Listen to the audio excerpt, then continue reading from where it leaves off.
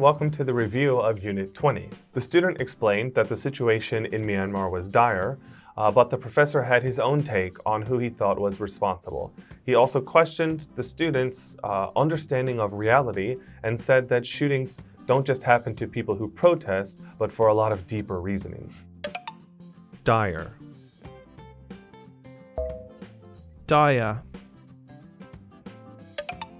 Have one's own take. Have one's own take. Of course, the student was dumbfounded by the professor's response, but not for long. He posted screenshots of this message online, and the whole conversation soon went viral. Go viral.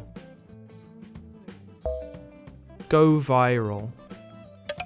Now, the University of York did remove Professor Theodorescu from the course and promptly apologized to the student, ensuring them that serious measures would be taken. And of course, Theodorescu's name is no longer on the York University website, although technically speaking, he has not been fired. If you were a university student and a professor treated you this way, what would you do? I was an arrogant little so-and-so when I was young.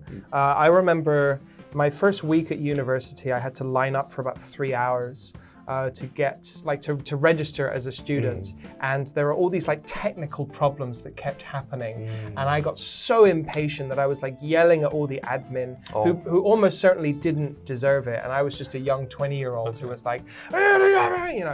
just yelling. So the truth is, I probably wouldn't have handled it the right way. I probably would have emailed them and been a bit insulting.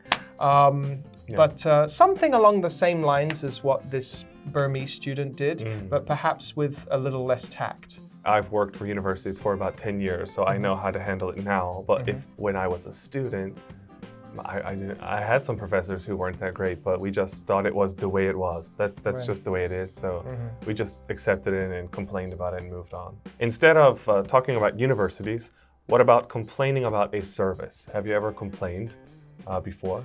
And how did it go down? What I usually do is maybe I'll write a bad review.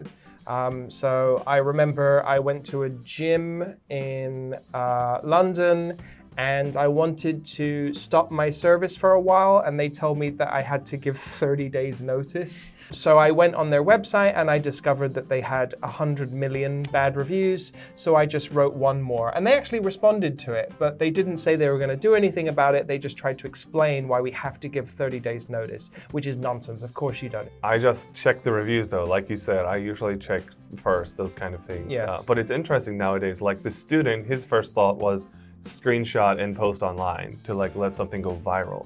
So it's interesting how we can hear more about these issues nowadays than we did in the past. That'll do it for this unit. We hope to see you guys back for the next one. Take care. Take care.